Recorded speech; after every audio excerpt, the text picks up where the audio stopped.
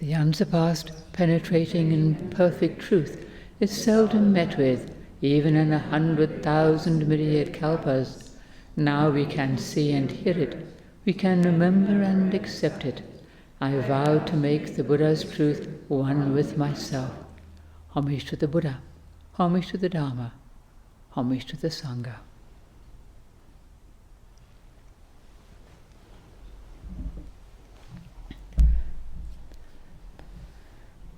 We often talk about a change of heart. It's a common expression. And it can mean simply a change of opinion or a change of a decision we've made.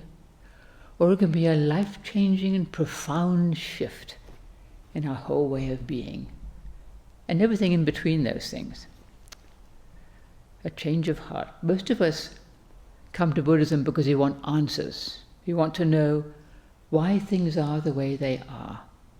And why we are the way we are, and why there's so much suffering in our lives and in our world. You want answers, you want to know. You want to know how to stop suffering and find peace. You want to know the truth with a capital T. All these things, we may want to know.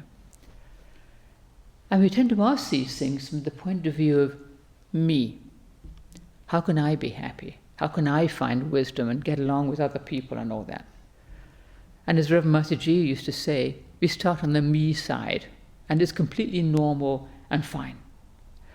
If we were to start by thinking, I want to save all sentient beings, and it doesn't matter about me, I just want to save everybody else, well, we'd probably be wildly deluded. So, starting on the me side, I need help. I need to change. I need to do something different. Or I want truth, even just a sort of, I want. But as we practice the Dharma, our view changes. There's less of me and what I want, and more concern with what's good to do here, what's needed, rather than, even more than how can I help, but more what's needed. Doesn't have to be me helping. Our view gradually shifts from me and what I want to what's best here. We're not the center of the universe anymore. And this change can be gradual and subtle, or it can be dramatic. But all through our lives we have these little moments of change.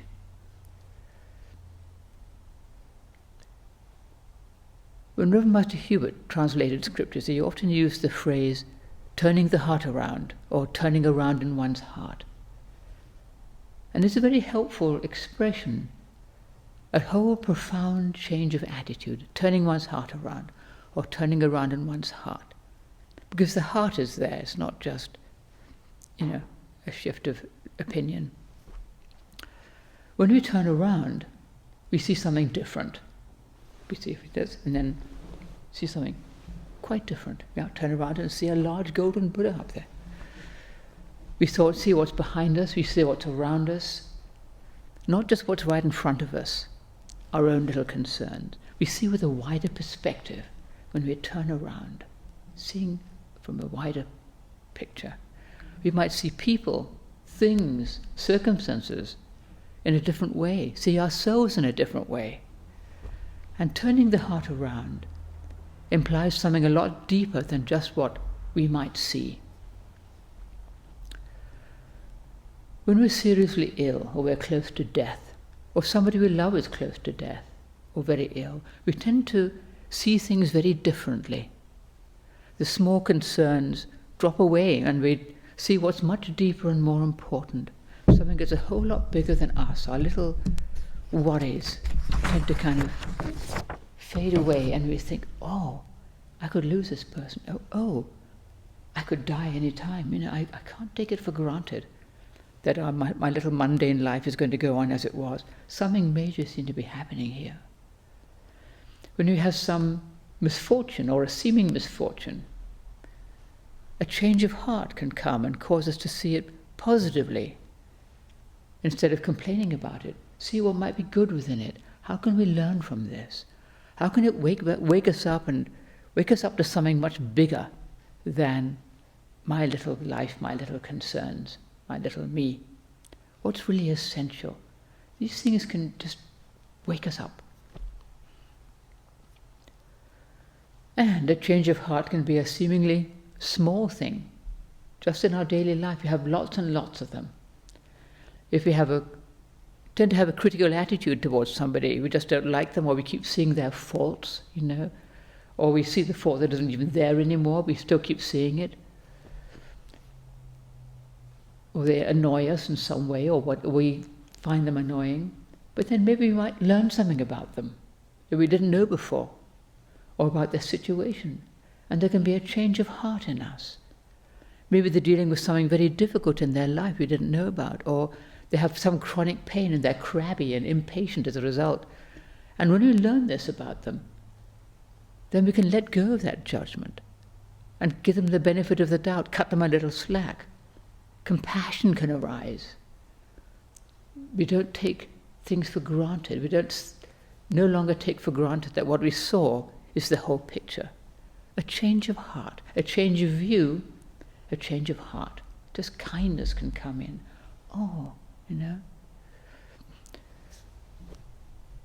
And actually we could do this with everybody, whether we know something about them or not. With everybody, we don't know what it's like to be another person.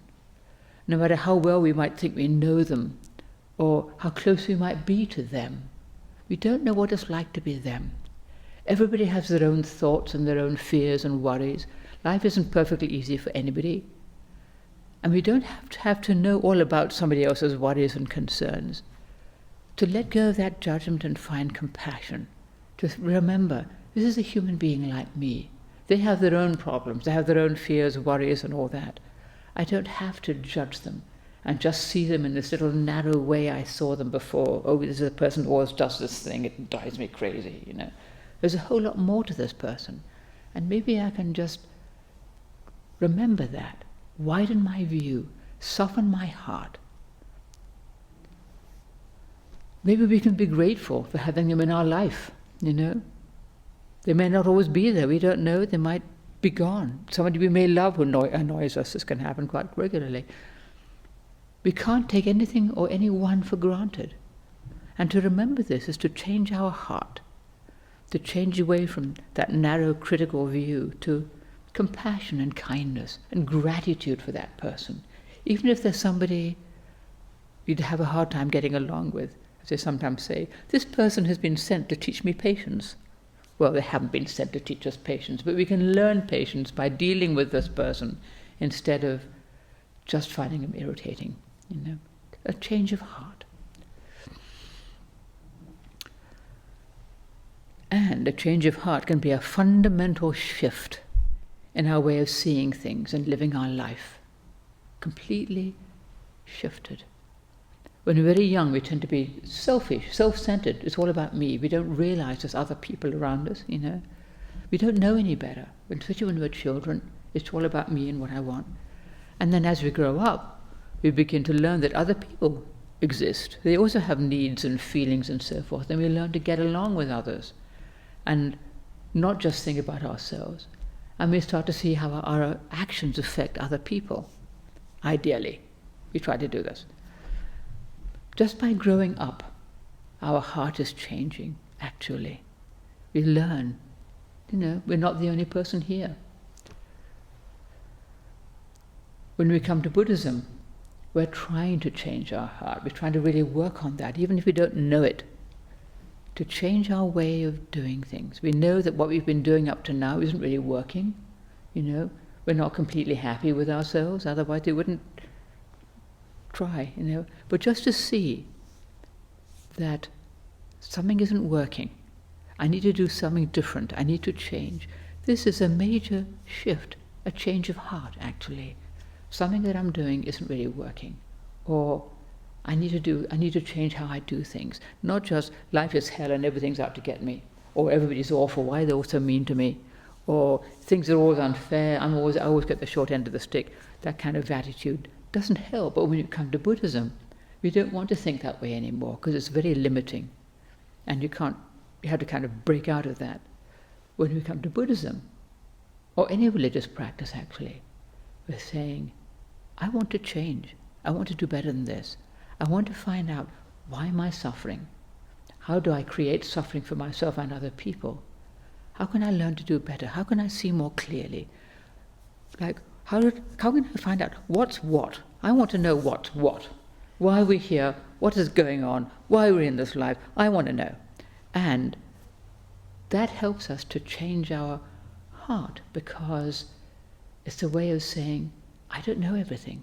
I don't know what's going on. I don't know what's what. I want to change.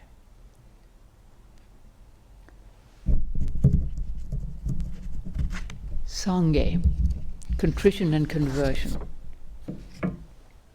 Seeing where we've done wrong, that we need to you repent of doing the wrong things you've done in the past, and you want to change. When you take the precepts, both for the first time and after that, we look to see, where have I gone wrong with the precepts in the past? What have I done in the past that's created suffering? Let's have a look. And there's a verse that we recite all together when we take the precepts formally. It says, all the evil committed by me is caused by beginningless greed, hate and delusion. All the evil is committed by our body, speech and mind. I now confess everything wholeheartedly. We're not, coming out with all the different awful things we've done in our life, but we're saying, I'm sorry about the mistakes I've made in the past. I want to do something differently. And this is a deliberate, expressed wish, and it implies the desire to change. Because if we just keep saying we're sorry, we don't make a sincere effort to change, we're not going to go anywhere. It's just going to keep repeating itself. Oh, I'm so sorry, I do it again. Oh, I'm so sorry, and I do it again. We have to actually want to do something different. To accept the consequences of our past actions without complaint, and to be willing to do things differently. And this is the real contrition and conversion, the change. Sometimes contrition isn't deliberate at all, it comes up very abruptly. And there's all these stories of people undergoing a huge conversion, a huge dramatic change of heart. The story of Angulimala, the serial killer, who ran into the Buddha, and the Buddha he couldn't catch up with him, and he kept saying, stop, stop. And the Buddha says, the Buddha's just walking along at a normal pace, and Angulimala, running as fast as he can't catch up with him. And he says, stop, stop. Finally the Buddha stops and turns and says, I have stopped, Angulimala. When are you going to stop? And he has this profound change. There's just this little things completely changes his heart, and he becomes a monk, and totally changes. And then, of course, it has a consequence. He goes into town on arms round, and people throw things at him because of all the harm he's done. He comes back to the Buddha and says, people are throwing things at me. The Buddha said, well, what do you expect? Look at what you've done in the past. You just bear it, Angulimala, bear it. And he bears it and becomes an arahant. But that huge, profound, immediate shift, that change of heart, it's so dramatic. There's all sorts of other stories. Beyond the Pale of Vengeance, it's a lovely little book. It's a true story about I think he was a robber, but he would murder his victims, he and his wife. And then one day he just looks and he's appalled at what he's been doing. And he just runs away and becomes a monk. And then his past catches up with him. I forget what happened exactly, but he decides to atone for all the people he's killed, to dig a tunnel through a very dangerous roadway. There's a place where it's round like a cliff and people are falling off it and dying. And he says, well, I might dig a tunnel through here. I'll save lives. So he does this. It takes him years and years. And one of the people he's wronged tracks him down and comes to kill him. And the previous robber says, well, can you wait until I finish this tunnel? And he's okay. So he sits around and waits. And then finally he starts to help because he wants to get it done. And then by the time he's done, of course, there's no way he's going to kill this guy, because he realizes he's repented for what he's done, had this huge shift, and has done all this to help beings. So the change of heart can be really dramatic like that. It's a lovely story. You hear these things, oh yes, yes, yes. It's so it just really strikes a chord when you hear something like that. But there's lots of little ways we have a change of heart. Lots of little ways we see, oh, look what I've been doing. Oh, look at the unkind thoughts I've had about this person. Oh, look at how I'm living my life. Oh, I don't want to do that anymore. I want to change. Reverend Master Jiyu, as we know, she writes in The Wild White Goose, there she was in Japan learning, studying as a monk, having a really difficult time, complaining about everything, and then getting ready, deciding to leave. I've had it. I'm sick of these people. Nobody's training. They're just blaming me for everything. I'm off. And then gets to the gate and says, something in her says, I could be wrong. And that little thought, I could be wrong, turns around, comes back, and has this major conversion, religious experience. And after that, she bears all of it. And a lot of it was, I think, cultural misunderstanding rather than deliberate unkindness, but it was hard to see from that initial mind of judgment and probably fear. She was probably scared, being the only woman there, a foreigner in a Japanese male temple, And that little thought, I could be wrong, that she listened to and followed. You might have that little thought, I could be wrong, and then you don't notice it or you don't pay attention, but I could be wrong. Oh.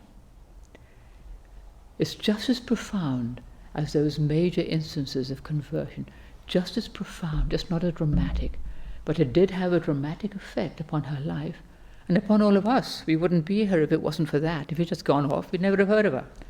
But that little turning around, I could be wrong, changes everything, To say, I could be wrong, it opens us up to seeing things in a different way, to letting go of our judgments, our opinions about other people or about circumstances, about everything actually. I could be wrong. I could be wrong about everything. Generally we are. Turning around in our heart, looking at the bigger picture, looking at something bigger than just me and my little concern right here. Oh, there's a whole lot more going on than I've been seeing. That big Buddha right behind us. Seeing that we're just another little being prone to mistakes and foolishness. We can be wrong, We're wrong a lot. The change of heart, turning our heart around, is to change our direction, our aspiration, our whole purpose in life, really. To let go of the things we've clung to, our opinions about everything, our image of ourselves and however others see us, to let go of all that. It's not important. To live for something a lot deeper. This is quite profound.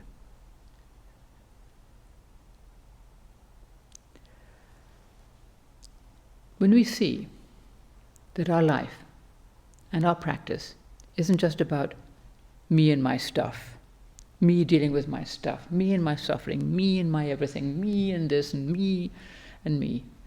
When we see that it's not just about me, that there's something a whole lot bigger going on, there's a profound change of heart, a profound shift, a profound change in our whole way of being, a whole way of training, a way of looking at things. As they say, it's not about you. It's not about you, not about me, it's not about us. Reverend Master Jiyu used to say, we hated this, the master babysits the disciple and the disciple gets it. Oh, that was annoying. That was so annoying. But then later you think, that's what she was talking about. That's what she was talking about. And probably things deeper than that. But for now, for us, it's not about you. This is so big, profound, to see that there's something a whole lot bigger going on than just me and my stuff. It's not about getting something, getting some peace or happiness for ourselves. A lot of our Western American Buddhism seems to be about me getting peace and happiness for myself. And it's a little depressing, but There we go. It's much bigger than that. It's much bigger than that. Buddhism with a big B, as we keep saying. It's about giving ourselves, not about getting something for ourselves, getting a little happiness and peace for ourselves. It's about giving ourselves completely. Hands, legs, arms, as it says in the scriptures, giving ourselves completely to that greater thing of which we're all a part. We're all part of it. There's nothing we can do about it. So we might as well harmonize with it as best we can, keep to the precepts, do our meditation practice, do our best to live in harmony with that great matter for which we train. It's not about us, it's about that, and about living in accord with that, whether we see it or not, to do our very best to live in accord with that big thing, the great matter.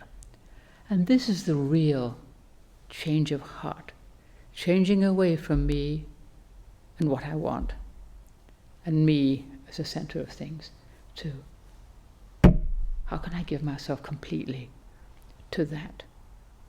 And not even giving myself, there isn't a self to give, but just what's good to do, what's good to do, even in this little mundane situation. Okay, now it's good to wash the dishes. It's just as profound as some wonderful experience, because we're just doing what's needed, to do what's needed, what's best right here, what's good to do right here, right now. Great Master Kazan has this last word. Pure meditation opens us so that we may directly realize the foundation of our minds and dwell content within our own Buddha nature, the great matter for which we train. That's the true change of heart. And that's our talk for today. Thank you.